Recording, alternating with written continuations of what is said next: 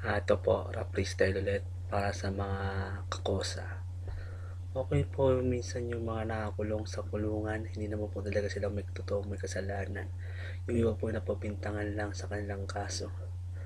Ngunit po ang hustisya ay talagang mahirap makuha sa bansang Pilipinas.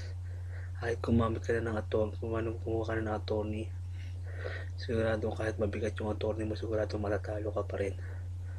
Marami pong nakakulong na sa kulungan na hindi naman talaga nila nagawa yung kasalanan na yun.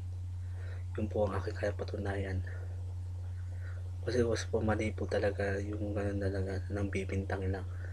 Pero magkonsensya po sana yung nagpakulong sa kanila. Dahil tayo tao, sila tao rin na pinakulong nyo. May pamilya rin sila sa labas. Paano may labas sa labas?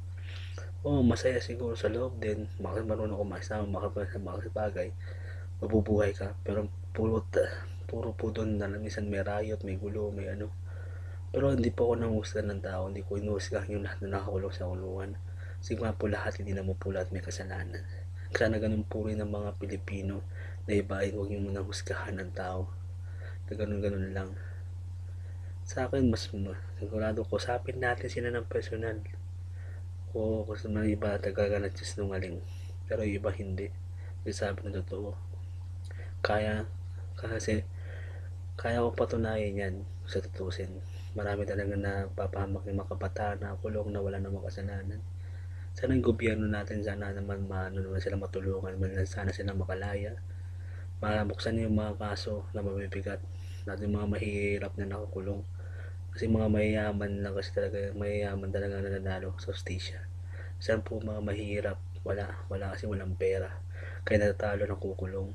Minsan, mga kapulisan natin, minsan hindi natin malaman kung anong mangyayari sa kapulisan. Pag may riot, siyempre nadadamay din yung minsan yung mga pulis.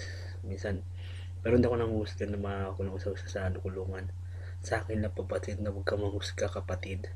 Kahit ganun man sila, tao pa rin sila na may karapatan mabuhay sa mundong ibabaw na to. May mga kaso nga, rapist, magnanakaw, mamamatay tao, tao pa rin sila. Wala tayong karapatan na huwag natin ilagay sa sarili natin, batas sa sarili natin kamay. Diyos na ang bahala sa kanila kung ano mangyayari sa susunod na buhay nila, kung may konsensya sila o wala. Ako, hindi ako nanguhusga ng ganyan.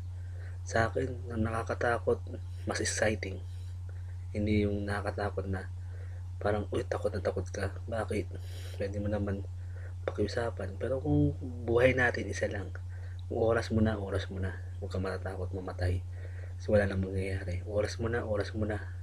Patulog ka man dyan, maglakad ka man dyan, magano ka man dyan, may ligaw na bala na labas sa'yo, may sasaksak sa'yo, may lagi sa kalsiyana, skinita.